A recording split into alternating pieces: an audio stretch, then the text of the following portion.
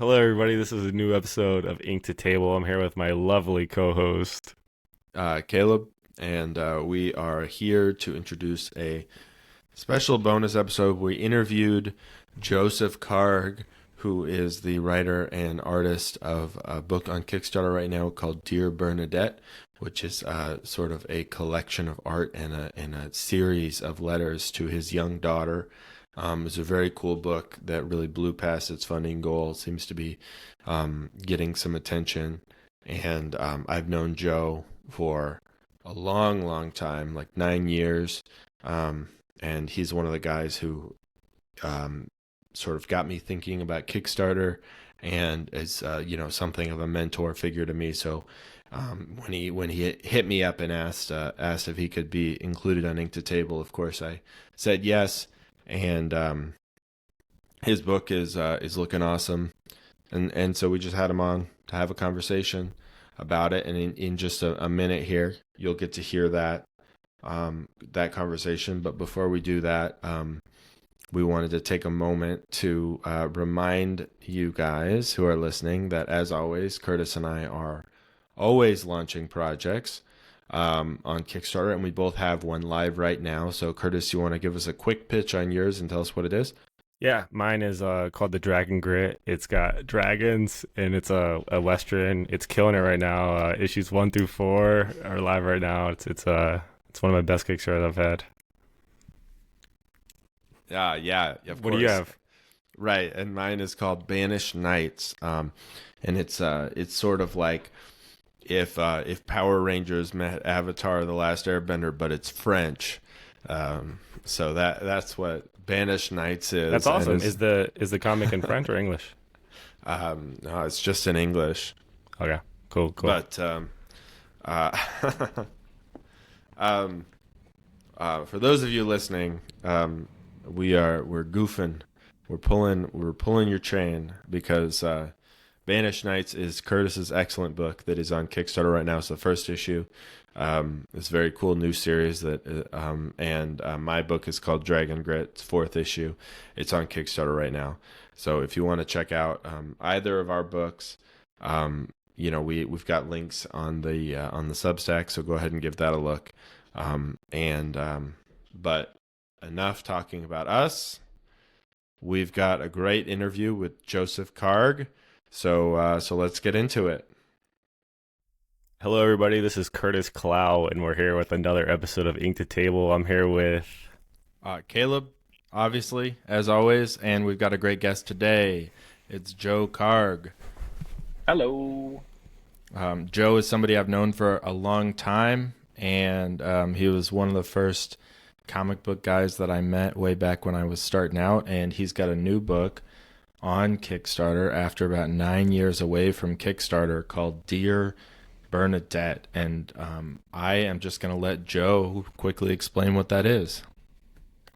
Yeah, thank you. So, Dear Bernadette is a collection of illustrations and letters to my daughter, Bernadette, who is just about to turn 2 years old.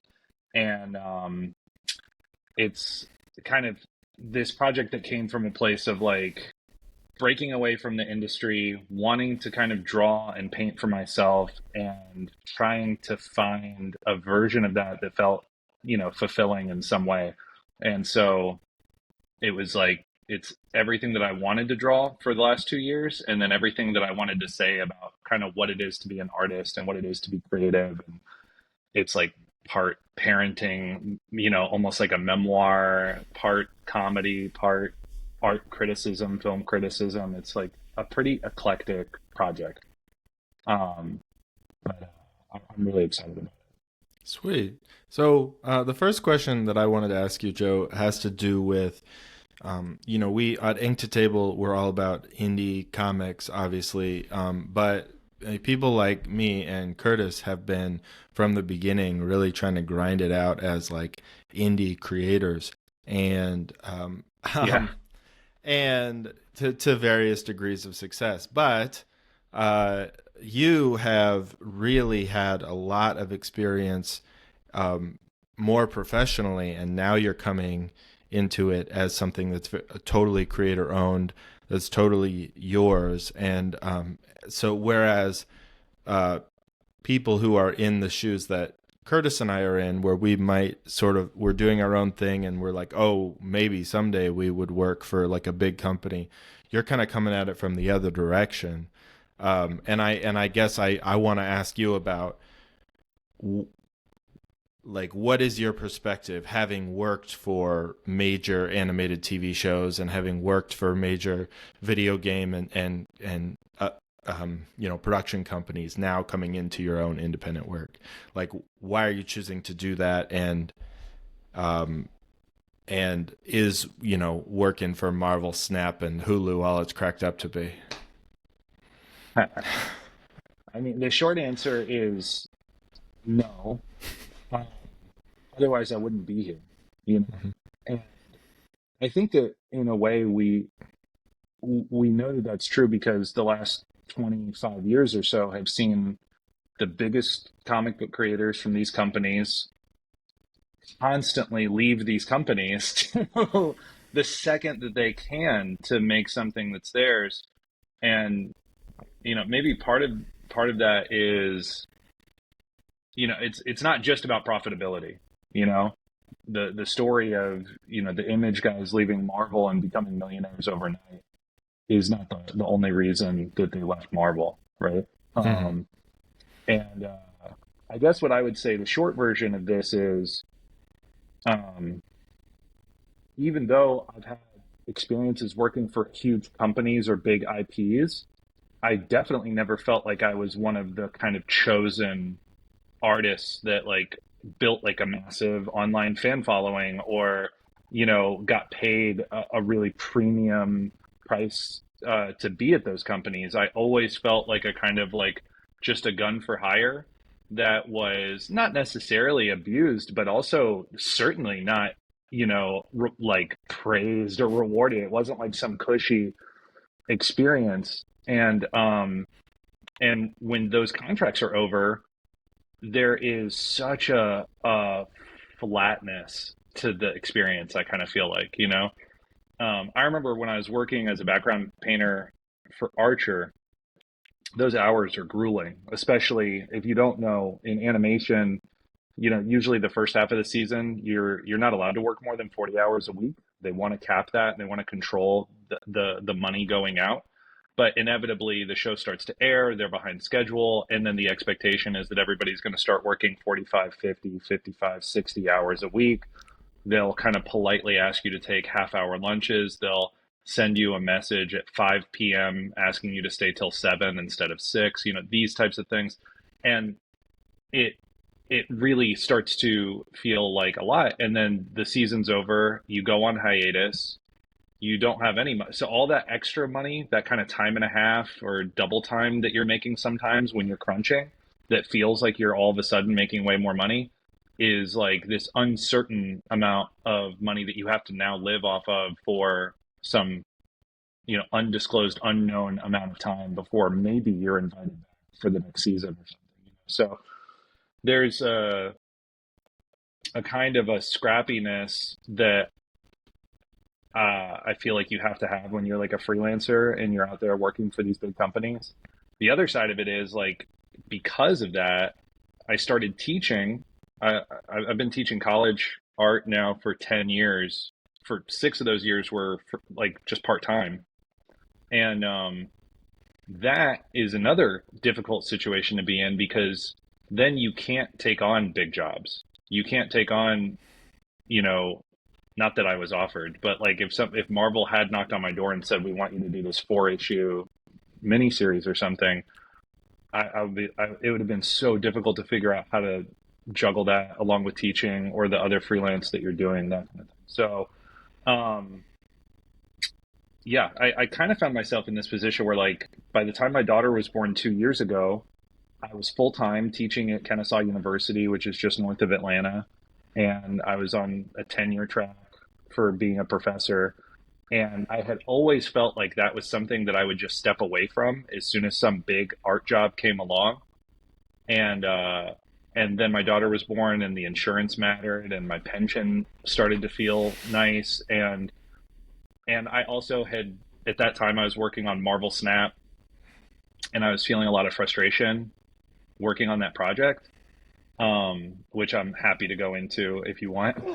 But I just was like, man, this is crazy. I like all I ever wanted was to draw Marvel characters, and now I've drawn 50 of these cards that are basically like cover, cover art, and it felt so empty and like so dissatisfying. And so um, I was like, well, all right, I'll start making something that I own that can become passive income, that can also be the beginning of something. So like my goal with the Dear Bernadette project is to be the beginning of like a boutique publishing company. Sure. Yeah. Do you see And just yourself doing more comics after this, or you're like more the Dear Bernadette style book, no, my next project is a comic. full comic? Yeah. Yep. Well, so for anyone listening to this who obviously doesn't know my personal history with Joe, we years ago we met, and he had just come off of writing a comic book, and that project has its own complicated history. But he had you and your co-creator had kickstarted a comic book. Yeah. And at the time, of course, I don't remember how much you raised, maybe $15,000 or something like that. It was And just under. Yeah. okay. And at that time, I was like, wow, that's so much money. If I ever make Yeah. that much money, I will have it made. Yeah. Sure. Like it was, Sure. you were like a superstar at that time to me. I was talking to Curtis Wow. about that and how like, perspective changes, of course. But yeah, so I mean, I know that project and some of you've done a lot of weird projects on Kickstarter. I guess maybe that's my next question, which is that of all of the projects that you've launched on Kickstarter, I was looking, only one of them has been a comic book. Yeah. And the others have been sort of more like art books, Mm-hmm. collections Yep. of things that you've done. And so you in your responses that you gave us for the issue of Ink to Table, which will already be out when this podcast is out, you said that you're planning on alternating between comics and sort of more art book style things. Yeah. And so to you, what's the appeal of that, the Dear Bernadette style book? I think Dear Bernadette lets me be the most myself, which is that I am a pretty eclectic artist. Like I've always I've always felt like the thing that made it really difficult to freelance at times, and it has 100% made it impossible to build a following, is that I just don't want to draw the same things all the time. I don't want to draw with the same tools all the time. I don't have the same thing to say all the time. Like I used to have so much envy and admiration for these people that could just day in and day out grind out. Can I curse on here? Yeah, Yeah. sure. Fucking ghostwriters. You know, Sure. it's like, here's Ghost Rider. Here he is again. Here he is another way. Here he is in space. I'm like, who? Wow, that's amazing. Wow, look at that guy's really good at fire. That guy's really good at motorcycles or whatever. And I felt like there was something wrong with me as an artist, that I just didn't want to do that. And so that was a really hard part of figuring out what to do for Dear Bernadette, like, or what became Dear Bernadette. Like when I decided to stop freelancing, I had no path forward that was clear to me. And I had been collaborating with my friend Chris Bivens for 7 years. And our goal was to get a Marvel or DC project. Mm-hmm. At one point, we were working on a 6-issue comic book with the writer Paul Jenkins, who wrote like Wolverine Origin and a number of other things. He created The Century, which is about to be in the Thunderbolts movie. And he also wrote like my favorite single issue of Spider-Man back in the day. But like that was for this like Canadian startup. And we thought that we got that job, we got that job in the fall of 2019. And it took months to figure out all the contracts and to figure out the schedule and everything. And that was it. I quit my teaching job and I went to Australia at the beginning of 2020 when it was on fire, and I was just working on the first issue of this 6 issue miniseries that I thought, this is it, man. I'm with a real writer. We're gonna produce an insanely beautiful book. It was a really weird, like for everybody who likes Severance, which I do not include myself among them, but I get why you like it. But anyway, like this was like that. It was like a mind fuck kind of like sci-fi time travel, David Lynchian kind of comic book story. And by the time we got to issue 2, it was such a nightmare in terms of like we had severe disagreements with the publisher about how we were expected to deliver these things. They wanted to do all of this innovative stuff with sound and animation and motion graphics, and they wanted to do it for every panel, not just the key panels, blah, blah, blah. And then COVID happened and they lost their funding and the project got canceled. And it was like the greatest day of my life.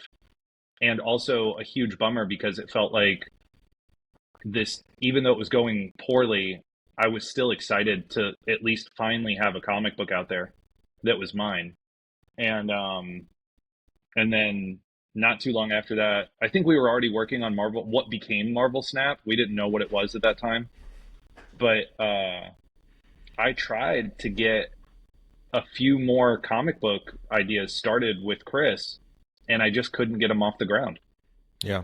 You know, and I mean, you guys know, and I'm sure your audience knows, comic books are I think it's the hardest thing to do. I don't think there is any. I don't think there is anything that's harder than making a good comic book.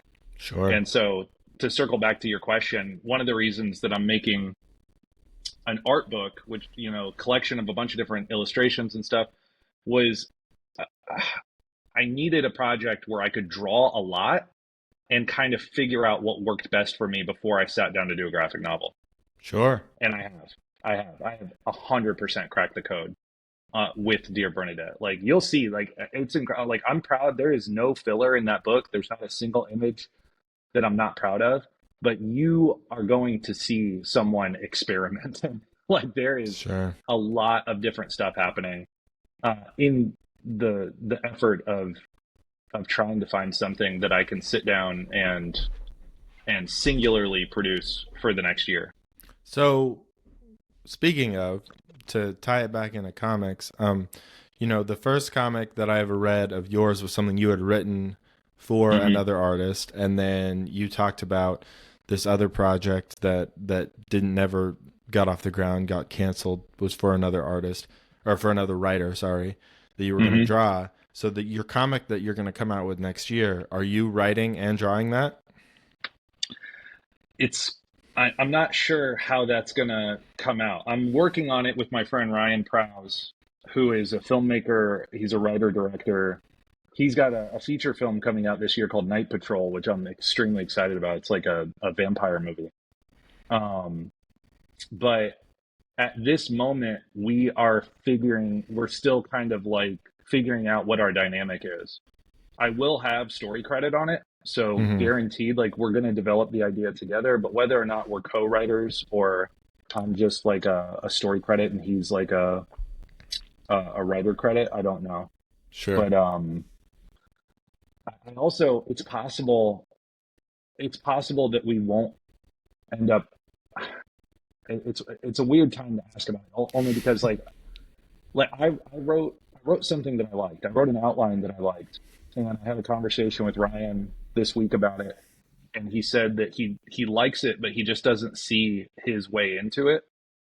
And so we have a meeting on Friday to figure out what else we could do.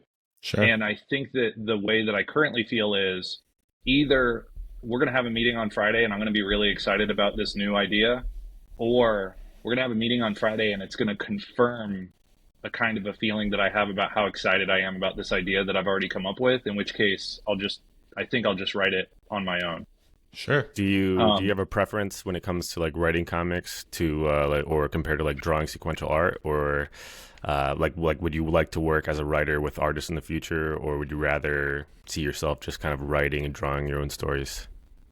I would go. I like both sides. Yeah. I love responding to a script. I think that as a visual storyteller, you're a writer. Like if you're a comic book artist, you're a writer anyway. I mean, it's like weird that it's like writer gets one credit, artist gets another credit because you're.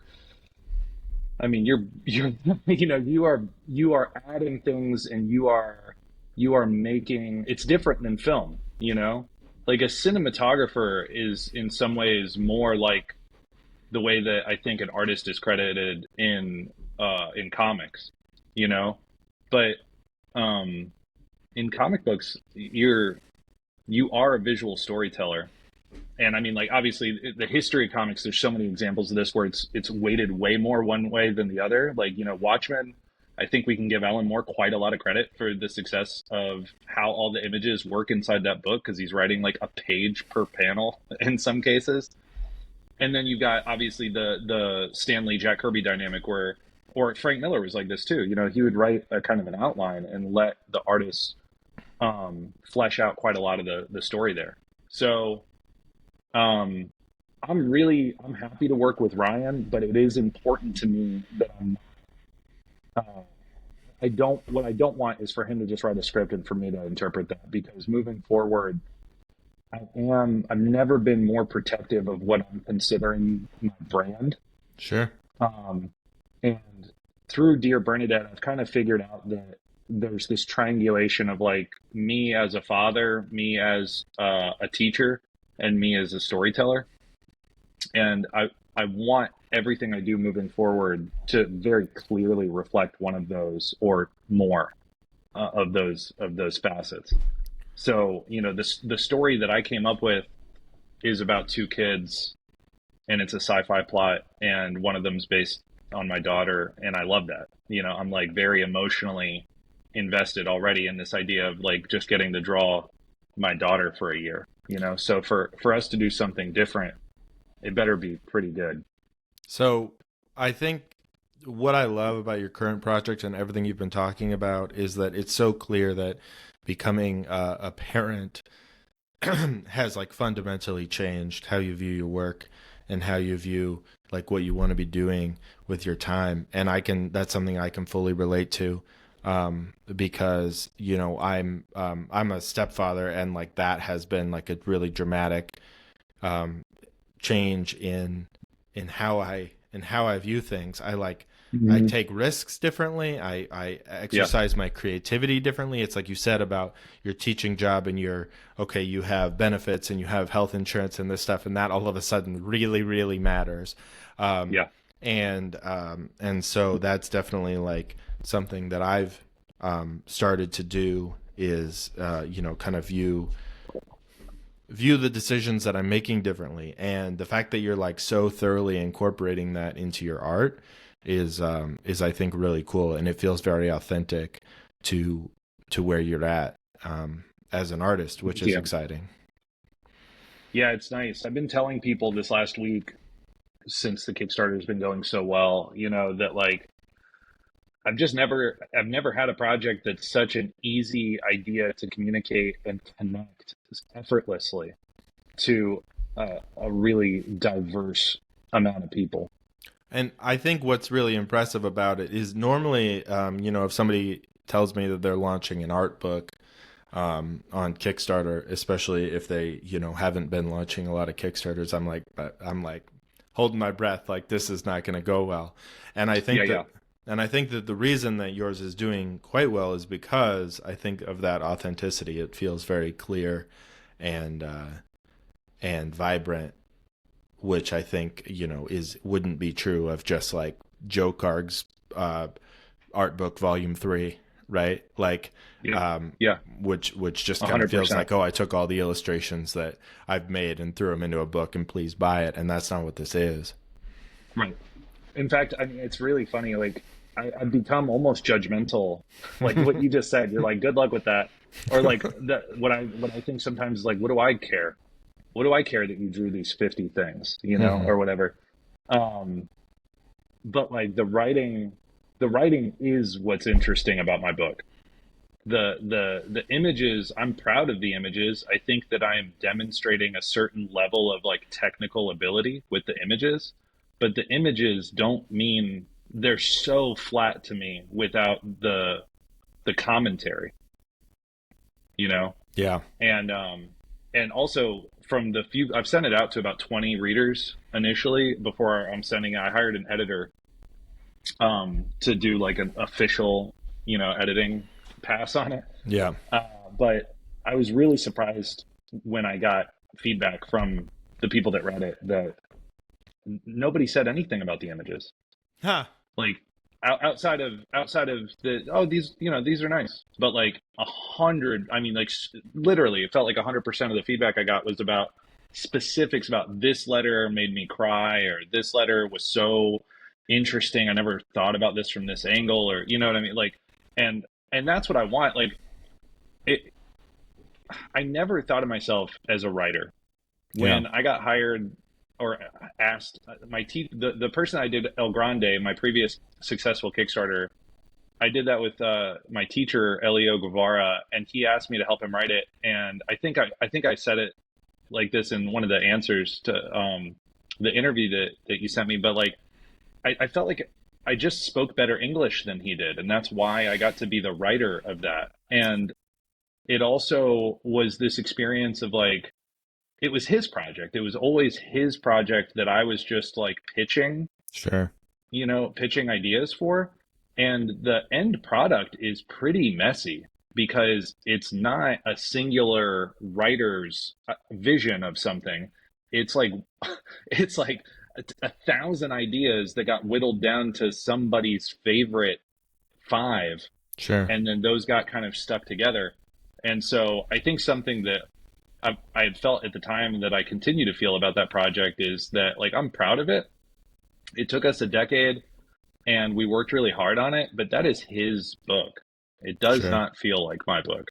That's fair. Um, and I think because of that, for a long time, I never felt like a writer. If you had asked me 2 years ago if I was a writer, I would have probably said no, or Mm. that I don't identify as a writer, but I do now. And it was the way that I got to that place in kind of a lucky way was by writing letters. There's no way for you to not be yourself when you're writing a letter to somebody. Yeah. And when you write 70 letters, you know, you are you're a multifaceted kind of expression of yourself, which I think is really interesting. It becomes something really interesting to experience or to express. And I think also going back to why this wasn't a comic first, I'm also so grateful that it was this first, because I think that there's 30 or 40 letters that hit the floor Sure. that are not in this book that I didn't like, or I didn't feel like they were interesting enough, or that they were redundant, or I started learning how to become a much more critical writer along the way. So, another person that we often talk to in Kickstarter comics world is a guy named Joe Schmalke, and he is doing a book that is very connected to his own kid because it's like a dark magic school thing, and he's doing a new book every year, sort of Harry Potter style, except the main character is aging up with his daughter, right? So Right. by the time the last book comes out, his daughter will be graduating. Now, is that something Wow. that do you think that your books here will evolve with your daughter as she grows up? Yeah, for sure. I mean, I can't speak to my plan is to do a Dear Bernadette every other year, Mm-hmm. and each one will be 2 years of her life. And at the moment, my thought is to do it until she's old enough to read them, Sure. which is like 13, 14. Mm-hmm. And so, yeah, I think I will change. I think obviously my response to her will change. The world will change. Media will change. Yeah, I think this will be a pretty dynamic project. And I'm so grateful for that too, because like it, just by the nature of how it comes together, each volume will be, I think, significantly different from the previous ones. Sure. Okay, so I want to get into crunchy Kickstarter stuff because, Oh, good. which I think is something that Curtis is going to perk up a little bit about. So you were Data. last on Kickstarter 9 years ago, And Mm-hmm. there was that Kickstarter that you ran that was successful. Yeah. And but then you left the platform for 9 years. I mean, in that time, both Curtis and I literally like started and grew our Kickstarter followings. And so we have sort of gradually changed and adapted to how Kickstarter has changed. But from your perspective, what are the biggest changes on how Kickstarter works and what it feels like from 9 years ago to today? It feels identical to me. Okay. And I'll explain what I mean. I mean, like, right now my project has 125 pledges, and those are almost exclusively names I know. And that's how it felt, a decade ago. The difference is my friends have gotten better jobs, you know, and I have like higher reward tiers and different things, like I think I put a stronger project together. So actually, sorry, let me back up a second.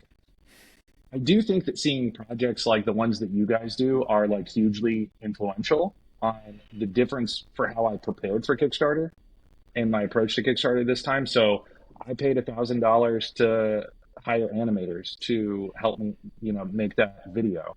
I worked with professional sound designers that were gracious enough through my friend who teaches audio design to work on the project. Um, I made sure that my book was finished before I even started. I mean, with the exception of a few, I'm still tweaking it, but it's pretty much ready to go. Like the Kickstarter will end, and this will go to the printer within a week or two. Um, uh, Things like the pre-launch option was not an option a decade ago, and I think I didn't really optimize that this time. I think for next year when I do it, I'm gonna do the pre-launch a bit earlier and also incentivize people to click that button. Offer a free product or offer some kind of preview or something. Um, but yeah, okay, differences. The reason that I initially said it's the same is that I just like day one, we hit our goal in 6 hours, and I didn't even know we hit our goal because I was just sitting in a chair texting every single person that I've ever had coffee with.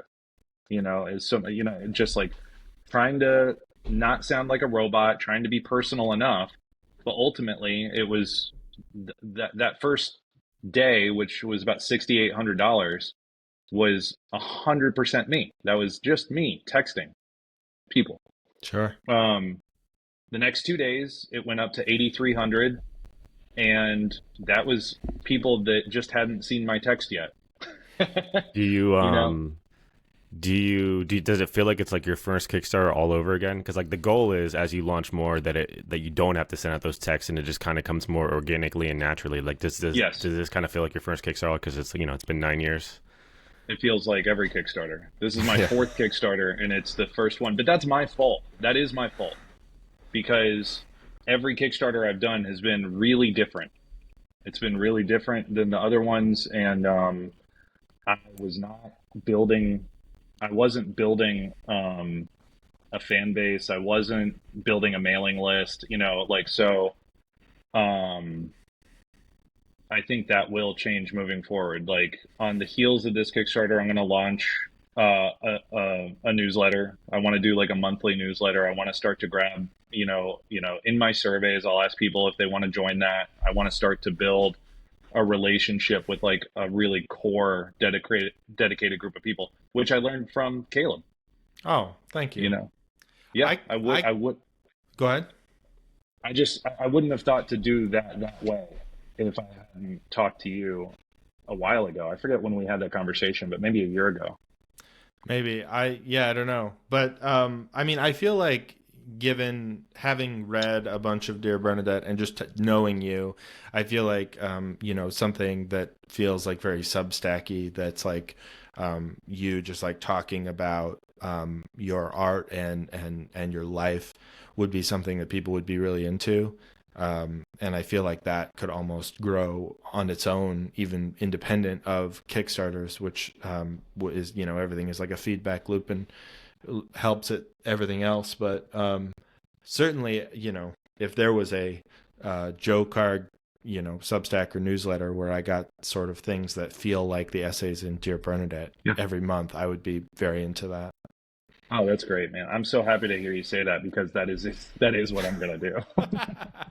So yeah, I've already started. Like the graphic designer that I worked with on Dear Bernadette, his name's Kyle Diana. He's an amazing like typographical, I was kind gonna of ask you group. about that. So is he doing all of the layouts for like, because like the design looks great. You have a lot of text, and we Oh, have a friend Andrew Maxwell is putting together like a kaiju magazine, and I know it's oh, been like a cool. headache finding good Oh, designers and really? stuff that can like. Oh, Well, I dude, you guess for should. him, yeah, yeah. If he wants to talk to Kyle, I think Kyle's looking for that kind of work. Yeah, Kyle's a genius. And I'll tell you this, you haven't seen anything yet. Like Kyle was kind of in a frustrating way. He was sort of waiting for me to finish the book until he kind of like quote unquote really got to work. And I never knew to what degree that he meant that. I didn't know if he was just trying to say, okay, I'm going to do it or this will change or whatever. But I got an updated version of the book literally this morning when I woke up and my jaw just hit the floor. He's doing like real storytelling with the design. That's awesome. And I from the version that I sent Caleb, I removed some sections. I retitled chapters. I'm doing some structural shifts in the book, but I think you're going to be I think that the way that people will remember, the way that people will talk about this book initially is going to be about Kyle's contribution. I think they're gonna like when people walk up to my table and they open the book and flip through it. I think that initial ooh and ah is gonna be because of him. They're gonna feel instantly like they're looking at something that was put out by like a museum or Taschen or something like that. These like really big coffee table books that are just beautifully structurally designed. Um, so yeah, Have you noticed anything different? I know you said like the Kickstarter kind of feels the same from 9 years ago. Have you noticed anything different as far as like the audience and like just trying to gain natural backers on the platform? Like anything that comes to mind for you? yeah. Well, I mean, so we at the end of day one we got chosen as like projects we love, and I'm really grateful for that, and I'm hopeful that that will lead to some organic pledges, and I think it has. There's been a couple people that um, like a woman from Print Ninja like backed the book and then sort of used that as a way to like send me an email to see if I would print the book with Sure. them, which Yeah. hey, great. No Yeah. problem. Like I'm happy to talk to you. And I was polite to her. I said, "Hey, this is our quote. Can you beat it?" And she said no, and I was like, "All right, well that's that." And uh but I I'll be curious in the analytics to see because Kickstarter is really they want to tell you who came from the projects we know from the Kickstarter homepage or within the app or whatever. Yeah. Well, they Something, I think they yeah. still only let you look at that during the campaign, so make sure you get like a screenshot before it ends. Yeah, Oh, that that okay. little. that advanced analytics is still relatively new, Hmm. and it's got a lot of really great data on there. But yeah, they do close it out as soon as your campaign ends. Wow, that's great to know. Yeah. Um, something that has I don't want to say this has surprised me, but I had a conversation last week with a friend of mine who's a publicist, just about like the difficulty of how hard is it to get somebody to buy a book who doesn't know me, Oh right? yeah. Yep. And she was like, look, for something like this, it's a 50 after shipping, it's like $50, right? Hmm. You haven't put something like this out before. People, you are not a known proven thing, XYZ, all these different things, right? Um, and I'm like, oh yeah, that's great. You're totally right. Like nobody who's an influencer in the reading spaces has read my book and reviewed my book. Hmm. No one's seen it in their local library, bookstore, comic shop, whatever, right? So there's going to be a whole life that this thing takes once I've got books in hand. I've done a couple conventions. Like I'm going out and people are just reading it. People, I think of the 126 people who have currently purchased the book, the only people who really have an understanding of what it is are people like Caleb, who I sent a preview to. I, Right. my guess is that most people probably feel like this is a children's book, you Sure. know, and it very much isn't. So, um, So, uh, yeah, sorry. Go oh, ahead. well, I was gonna say, I'm looking at your Kickstarter. Something that I hadn't noticed before is you've got a guest list, and the top name on there is a name that that I think is interesting that you kind of just drop and move on. Is Stephen Frank, who is Yeah, that's like a the Iron Giant, like Marvel What If, like big deal guy. Um, yeah. so what when you say guest list, what does that mean? How is Steven involved in your book? Steven's a friend of mine I met a few years ago who wrote the introduction to the book. Oh, okay. And Claudio Acciari wrote a second introduction. And then the other names on the guest list are in a section at the back of the book called Friends and Family, which is just a handful of artists who I invited to have like an interview in Sure. the book. So they contribute a single image and then we have a conversation. And it was kind of my answer to like a pinup gallery, except for that I wanted it to be more reflective of what the book was, which was like ideas. Like I didn't want to just have, I didn't want to just ask like six of my friends who are good artists to contribute some image, and Sure. you go, well, here they are. I, so, but I also, man, I don't know. Maybe I'm doing a disservice to the promotion or to the marketing of this by not shining more of a light on those guys. I just and women.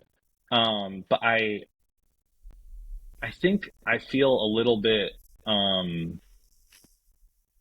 maybe like self-conscious or trepidatious about like uh I don't know, like abusing that relationship, or like I'm cross posting, like the way that they are coming into play is that I'm cross posting on social media with them. Sure.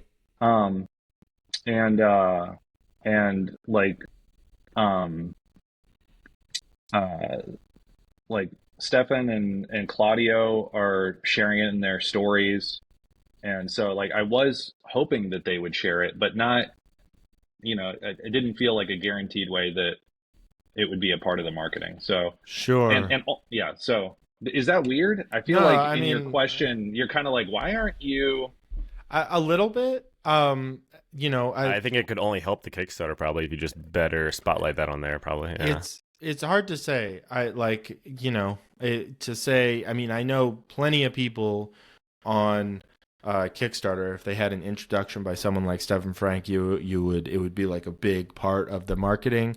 I think he is such an interesting guy because for that's as far as our conversation goes, because he does do all that work for like Marvel Mhm. Entertainment and he did Iron Giant, but he also has been very successful on Kickstarter with his own personal Yeah, stuff that he owns, like Silver yeah, and and yeah.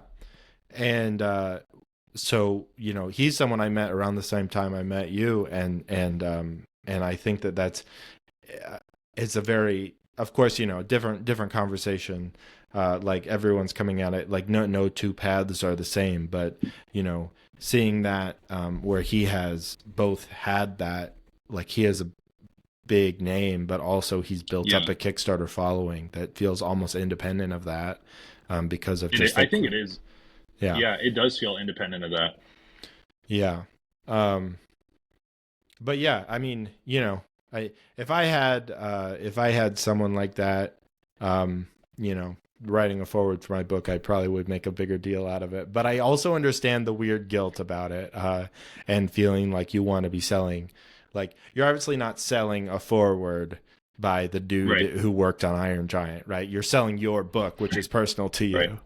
you. Um, and Yeah, so, yeah, I think it also, some of those people,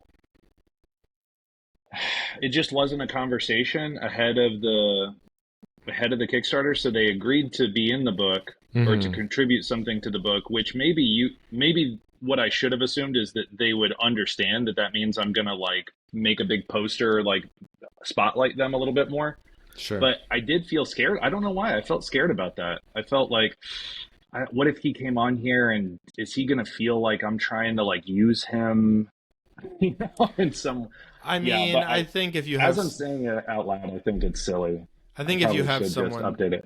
write a foreword for your book, like they're more or less assuming that like the reason you had them write it and not just like your buddy from high school write it is because they are Yeah, that's someone true. that people know and care about. Um, those That's true. speaking of, I mean, it's always interesting because I think something that people like Curtis and I are always trying to do is like, can we get a variant cover artist who has like this big following, and then Sure. maybe they will post about it, and that will help get our campaign, bring it to bigger heights. And that is like such a crapshoot, to be honest. I think, Oh, well, I was yeah, actually about to say that too. So like if we would have had this conversation 2 weeks ago, I would have been like, oh man, hey, great. Let's make all the guests, let's get a photo for them and let's list their credits. sure, Smurfs, Iron Giant, Smurfs 2. He Stefan storyboarded on Spider-Verse for like a week before he moved. sure, Um, and now what I found is after we hit our goal, one of the first things that I was decided to do to try to like get bigger reach was like send targeted messages to huge art accounts and just humbly demonstrate that I'm a fan, mm-hmm. and then ask them if they would take a look, tell them, hey, we already hit our goal. I'm just trying to see how much further this can go. If you wouldn't mind taking a look and sharing, I would appreciate it. No pressure or whatever, right? And I probably sent out 200 of those at this point, and I'll send 200 more before it's done. But I've had 5 or 6 of those artists share it. It doesn't do anything. Yeah, I think it raises awareness. I think it's helpful for my ego that Mindy Lee or any number of these other people like Jake Parker. Like I just got a message from Jake Parker, who's like the Inktober guy, and yeah, he's got 550,000 Instagram followers. yeah. And he was so nice, and he said, "Hey man, this looks great. I love your project. I'd be really happy to share it." And he hasn't shared it yet, but he seems to have demonstrated that he plans to. And I'm very curious to see if that moves the needle at all. Yeah, I'm the guy that like people come to me asking me to share their projects, and like I've done it before, and I've had people share my project, and like as I try to just politely tell them like I don't think it's gonna do much for them. Like especially me, I don't have that many followers compared to Jake Parker. Like maybe that could get some more eyes on it, but it's Yeah. like I think there really is an art to like warming an audience and like an audience knowing you, and like you have to do that like months beforehand to like really get them familiar with who you are and like what your Yep. project is to kind of sell it to them. Like So that's kind of the yeah, for sure. It's something we talk about all the time because even so, like Curtis and I have experimented with sharing stuff that isn't ours or that we're tangentially tied to. Yep. Like when between Curtis and I, probably if you combined our mailing list, it'd be like 6,000 people, probably like, Yeah. and that's like pretty high quality email lists, like with a really high open rate. When we first told we both sent out dedicated emails for Ink to Table when we launched it, and we got 100 people between us who signed up. Yeah. And that has grown. I was now. one of them. Yeah, thank you. And I think it's a great idea. thank you. I That's appreciate awesome, that. thanks. And I think people have been reading it and liking it, and it's been growing. I mean, we steadily Yeah. get more, and that was always the idea. But Yeah. that was with us saying, here's something that we are doing. Like this is ours, Right, and right, right. we're doing it, but it's not like what you normally get from us, which is just comics. Right. And then when you take that, I've even experimented with, like trying to shout out stuff that's not mine. In fact, Curtis and I did an experiment where we both sent out a dedicated email saying, hey, you should sign up for my buddy's email list, who he's also a comic book creator. Here's the stuff that he's done, like bragging about it. And what was it like? Maybe we got 15 each or something. I think it was like less than 10 each. Yeah, it was nothing. I think that was my idea. And yeah, I mean, it was interesting just to see how it would work, and the results were not great. But because Yeah. of that, it's like, okay, people who, if you're following somebody, you decided to follow them for a specific reason. And if you stay following them, like whether it's on an email list or an Instagram account or whatever, like Yeah. there's, that that audience might be warm to you. Like if Jake Parker puts out a new YouTube video, like the people who are subscribed to him are excited about that. But you know, then if he posts a link to some other guy that you've never heard of's art book, do you care as his audience? You know, and I think that's where. But even when I've had a variant artist who has a variant on a comic, they post about it, crickets. Even not much. Even sometimes artists that I work with who are like the main artist on a book. I have one artist who has like 80,000 followers on Kickstarter, and he's the main artist on a very popular book that I do. And when he posts about it, it doesn't really make a difference. Like, yeah, the image that he posts will get like, you know, 15,000 likes or something, but then like none of those people come through and back the Kickstarter, right? Back on that, I think Substack's cool because it's kind of like a middle ground, like how we said we did that cross promo thing and it didn't work out, but then like Ray was recommending Ink to Table and we got a ton of signups just from that. Like Substack does feel like a mix of like social media and a mailing list where it has like people can find you kind of naturally through Substack. So that you're probably taking the right route by going there for your mailing list. Yeah, I mean, at one point I was thinking about like one regret that I have now that I'm in the middle of the Kickstarter, and it's a small regret because thank God it's going well, regardless. Like, it's like I'm only on Instagram. Sure. I kind of bailed on all these other platforms, and I really don't even want to be on Instagram because I find it to be, I don't think Instagram is contributing maybe if I'm being generous, maybe $500 to my campaign. And it's probably people that I would have run into and told about the project in person, right? That's probably on the high end for I mean, compared to us. Yeah, I don't think social media doesn't really equate much to like Kickstarter backers and stuff for us. Yeah. No, Yeah, I mean, with my project, so like, yeah, again, it's like I'm not on X, I'm not on these other things. And I don't plan to be for the next one, but I do think that with my newsletter, like at one point I was like, well, should it be Substack or Patreon? And I was like, oh yeah, just do both, because some people are only on Patreon and that's where they want something like that. And some people are only on Substack and that's what they want. And, you know, I could be on Blue Sky and I could be on, now that I'm getting more acquainted with like creating reels, it's a little bit more of a option to be on TikTok. I just didn't have any idea how to be on TikTok before this campaign.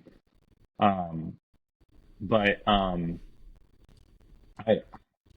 feel like the other thing that is like so important, and this is why like when I'm thinking about what my comic book is going to be for next year, I think it's critical that it is an extension of this character that I'm building, the relationship with this audience. Sure. Like if I put out something that has nothing to do with me being a dad, nothing to do with, you know, writing the way that I write, with nothing to do with making the images the way I've made them, like it's like it would be such a, like I would expect it to come out and just confuse people, and instead I think that what I put out next, and you guys, man, you guys are amazing at this. You guys are fucking amazing at this. Like, I remember early on when you were making your different comics, I was like, okay, a vampire, unicorn, hunter, okay. And then it was like a detective vampire. I'm like, what the fuck are you doing? Like, I didn't get it. And I was like, are you messing with me? And like, now I'm like, oh my God, I didn't see the long game where it's brilliant. Like one of your Kickstarters just ended and it popped up and it was like, okay, what add-ons do you want out of this 1 million products? Like all these stickers, all these other issues. Did you miss this graphic novel? Did you miss this? And guess what? They're all feel like they come from the same source, you know? Like if you like the thing you just bought, chances are you very well might like a lot of what we have as an add-on. That is brilliant, and I'm stealing it.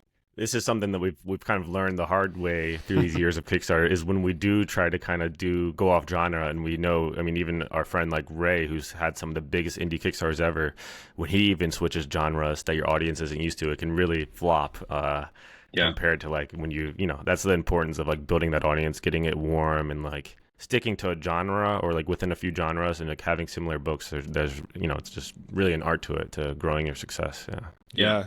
It is. I mean, it's very flattering to hear you talk about my campaigns that way. But I will say that it often feels like if I launch something that feels like a little bit more left of center, for what or far afield of what I normally do, then that support isn't there, or it's not there as much, and so I think that consistency is such a huge thing, and I personally feel that all of my stuff is very consistent in the way that it's written, in the tone, and like how it feels to read it, and that maybe is not necessarily clear to people who haven't read my stuff or who haven't engaged with it. But if you look at some of the most successful people on Kickstarter, they are extremely consistent in like the kind of stuff that they're making.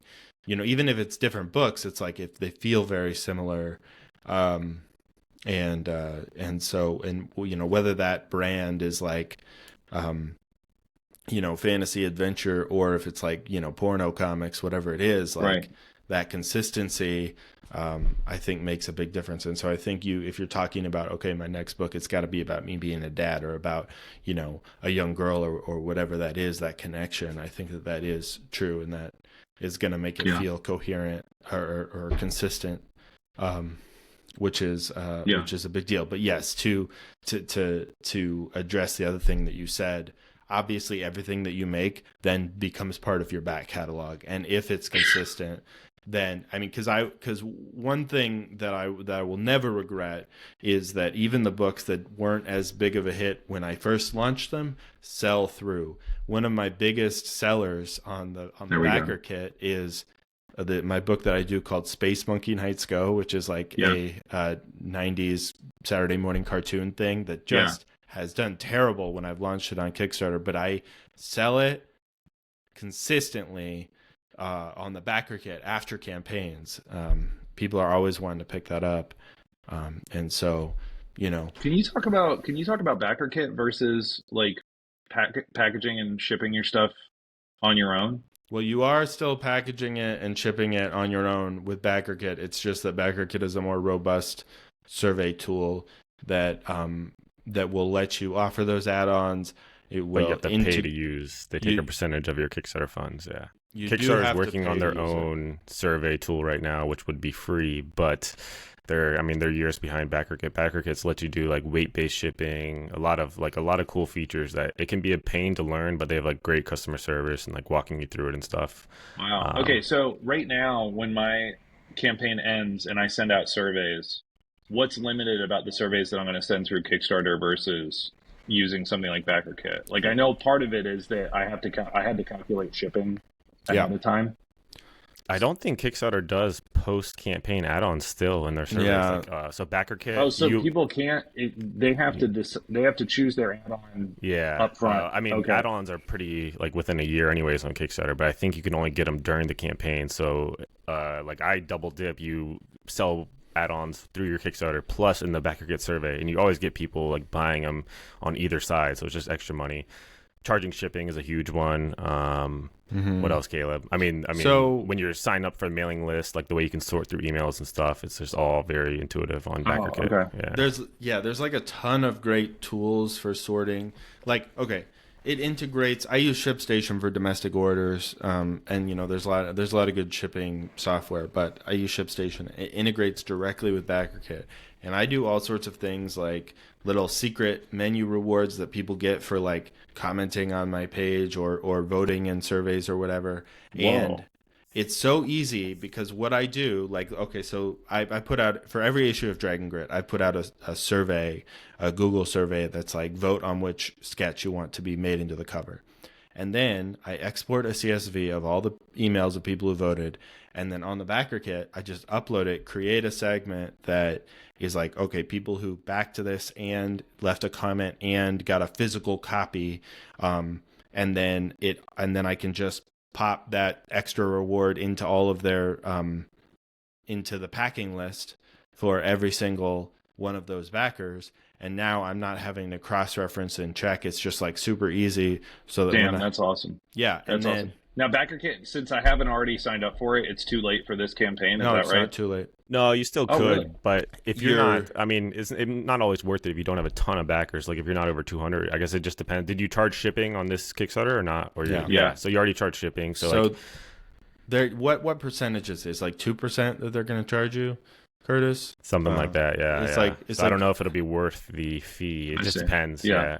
Yeah. Okay. it might be worth it to check out to try, but you are going to have to pay a few $100s to do it.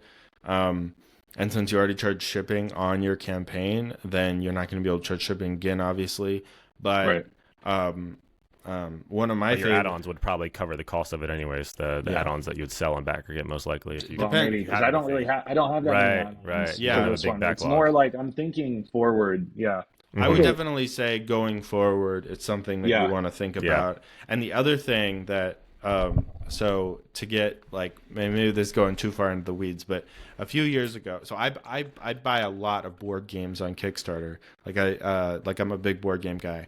And a few years ago, there was a Kickstarter that like really changed my brain chemistry because it was a board game called the Darwin's Journeys, and it's just like about Darwin. It doesn't matter. But here's the thing. So they have this deluxe edition on Kickstarter, but then when there was no playmat on the Kickstarter. And then when they launched the backer kit, one of the questions is like, do you want to add this super fancy fucking playmat that comes in like a cool cartographer's tube to your order, right? And it was like an extra like $50 to get this fancy playmat.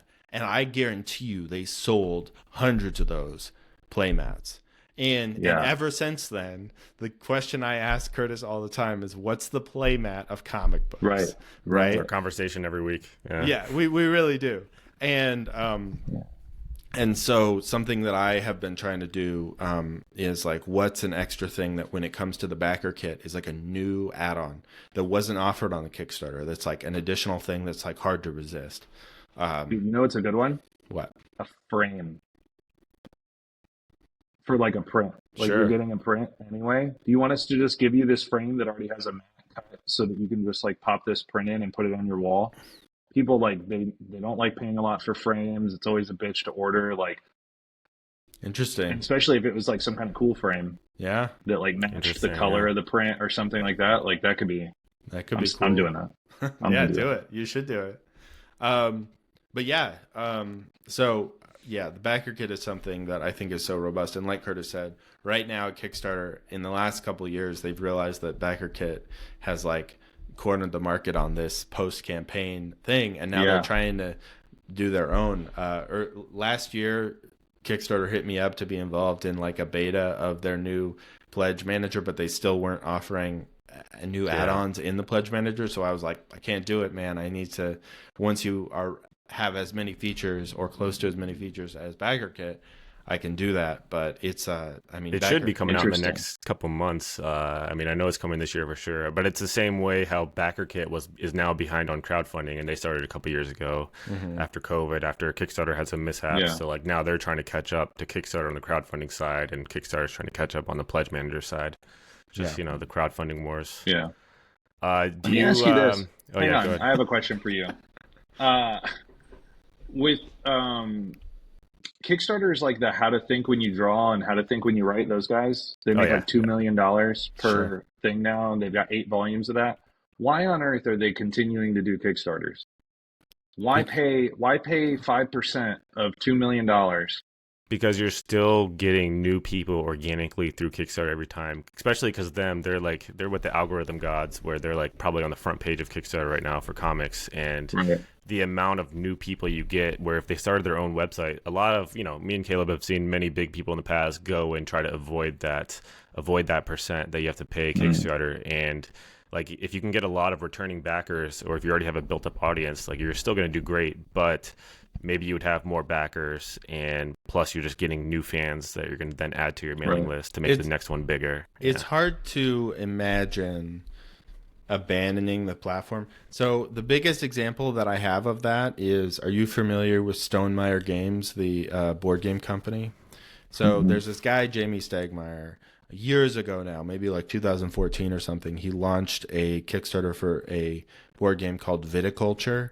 which is a winemaking game. It's a huge success, international success, like really huge, like modern board game hit. And he did several more Kickstarters. A game called Scythe was another really huge Kickstarter. And in the last few years, he stopped doing Kickstarters, I think pre-pandemic.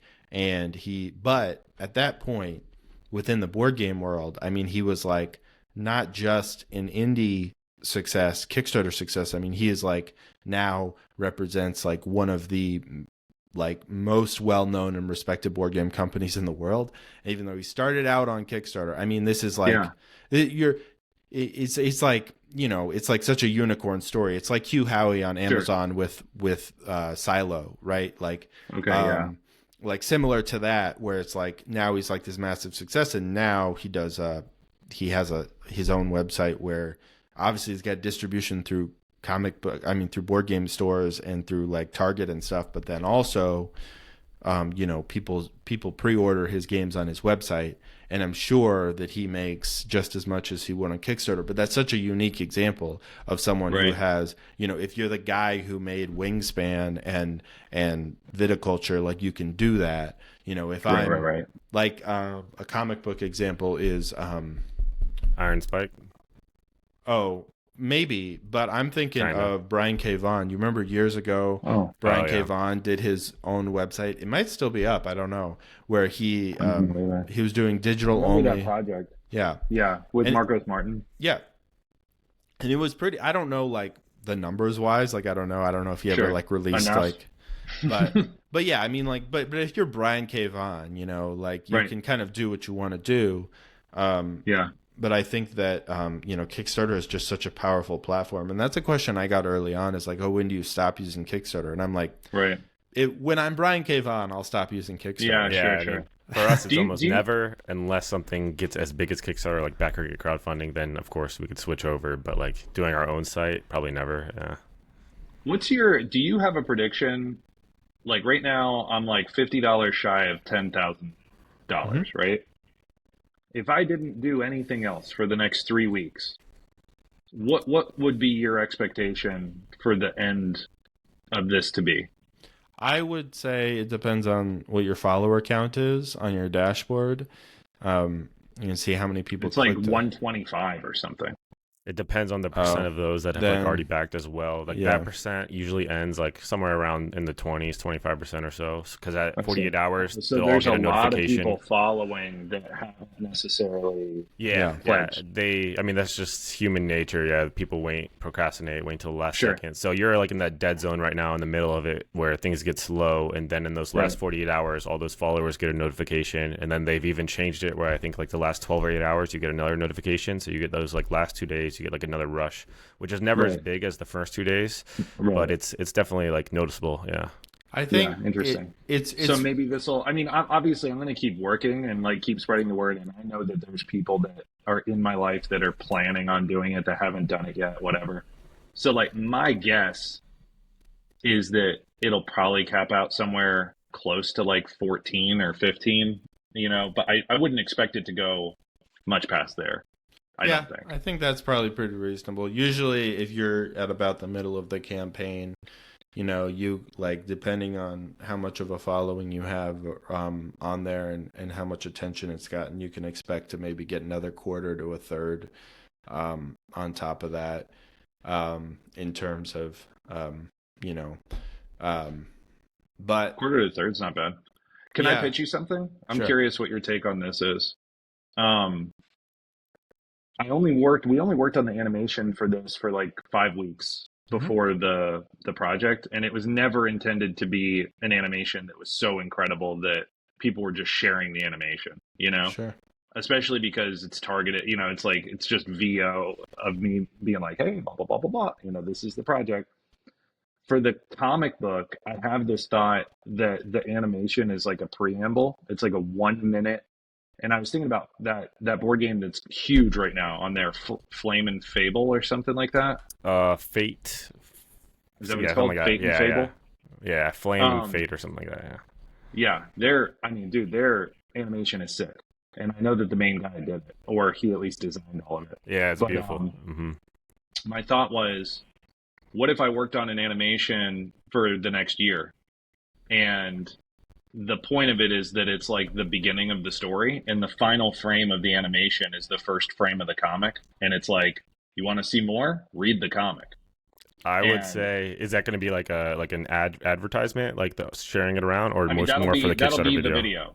It'll be the video for the Kickstarter. With the except maybe kind of like the board game. It'll be like that'll end, and then it'll cut to video footage of me being like, "Hi, I'm Joe Karg. Last year I did Dear Bernadette. Now I've got this new story. Blah blah blah." But yeah, the idea would be that would be certainly the pre-launch video is just like this teaser, and but I think if the animation is good enough, um, the animation community would share it. It would just be something that would have virality regardless of the Kickstarter. But I as mean, long as the Kickstarter, yeah, I think that that's a cool idea. It just depends. I mean, as with everything else, it depends on can you get this in front of people's eyeballs, because you can have you right, can put together the best animated video, you can put the best YouTube video together, like that Going is viral is not a exciting on guarantee. its own. Yeah. Yeah, yeah, and so it just depends on can you get it in front of the right people and how do you do that? Because yes, I think the idea of having like a sick animated short that then leads into a comic is like a really cool idea.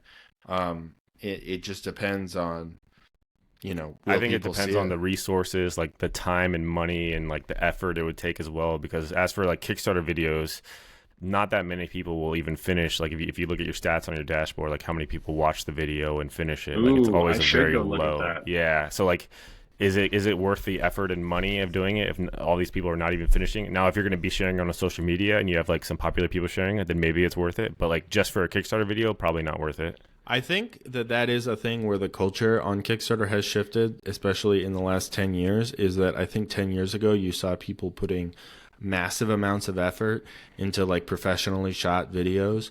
And now, at least on the comic side, it's less so. And I think everything is like in the professionalism aspect is so important. But I also, I think you have to think about what's worth the resources like The like um games have a much bigger budget, so like I could see them putting the resources to do like that animated video that Flame and Right. Fable did is like really cool and really nice. But that I don't know how much time it took him to do that, but like obviously he's making it like he's at like 300,000 or something. So like his budget for Right. that stuff is a lot different than the comic budget, where a good comic Kickstarter is like $20,000, 15,000, and that Right. putting a budget aside for a Kickstarter video just isn't realistic or smart. Yeah. Mm-hmm.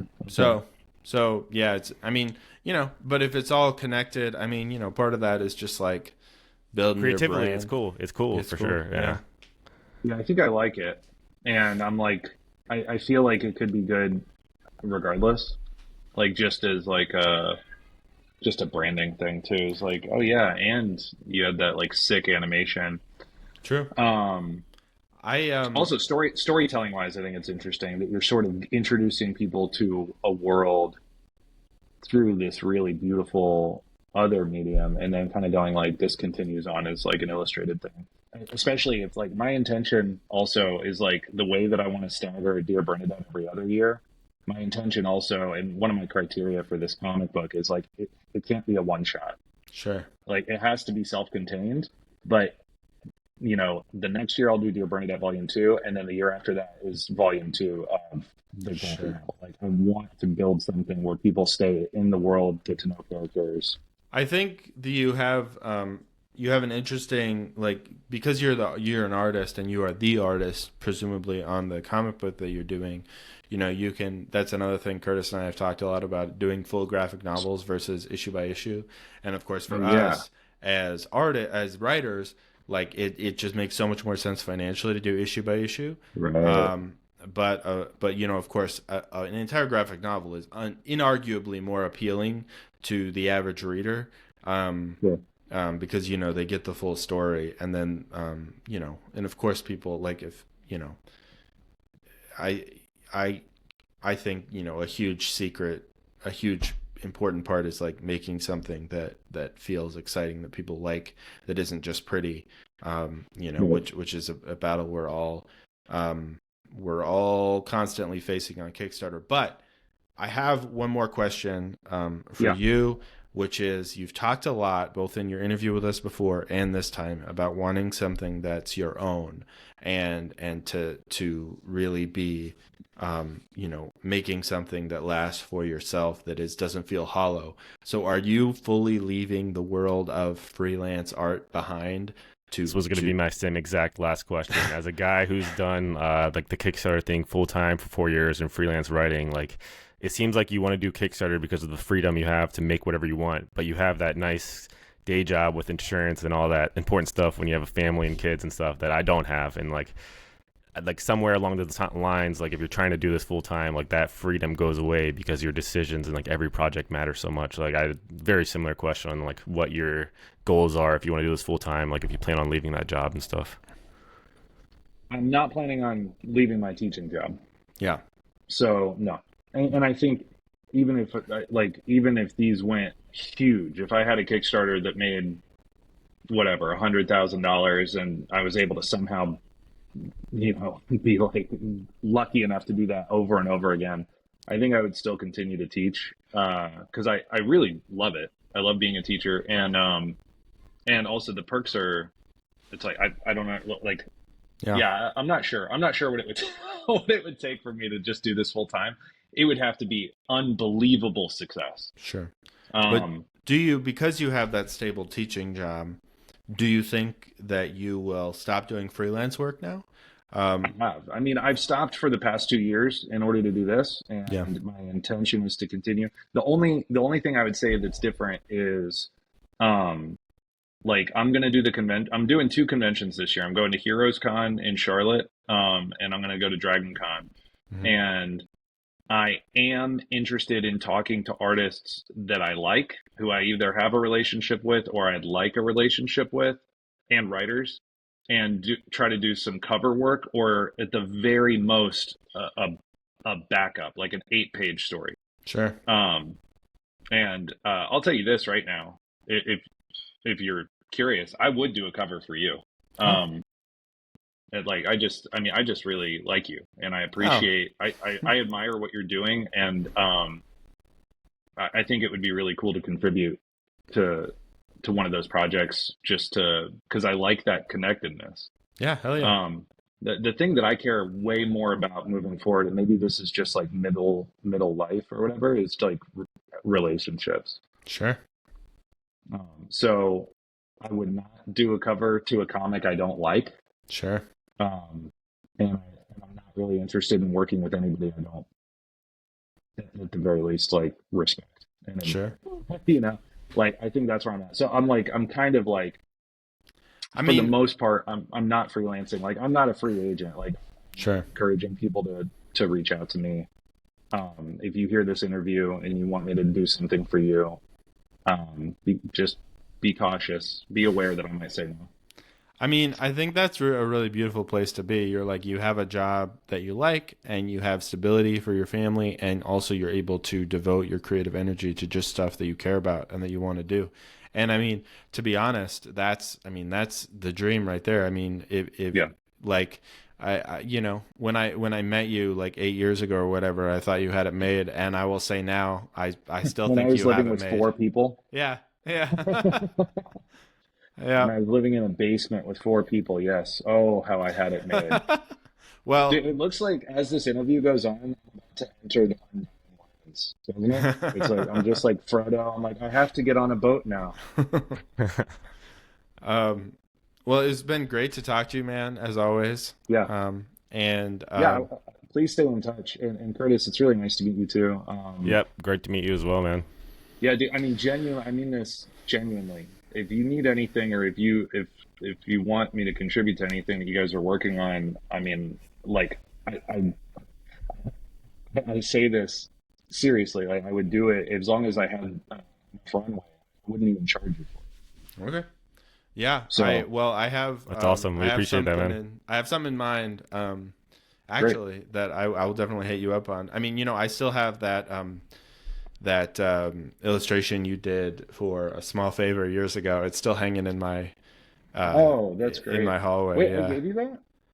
Do you remember the drawing of it's like a spaceman and his like AI floating head? Oh yeah, And they're like, dude. Oh, This is I like Caleb's that prized image. possession. He tells me about this every week on the No. phone, and you didn't even No. I was remember. thinking about that. I was thinking about. I did a piece for you for the mythology book Yes, too. yes, you did. You did a piece of I believe Gilgamesh, Yeah, um, Gilgamesh. Yeah, yeah, yeah. for the mythology book. Yeah, and so that was cool. Dude, I But think about. I would crush that now. Okay. Uh, awesome. Yeah, hit me up, man. Please. how well? And everybody check out Dear Bernadette on Kickstarter. It's live for another couple weeks. Where can they find you on? You're on Instagram, you said? Yeah, I'm just on Instagram. It's just my full name, Joseph Karg. Yep. All right. And Sweet. yeah, Thanks, Joe. thank you. Have a good night, guys. Yeah.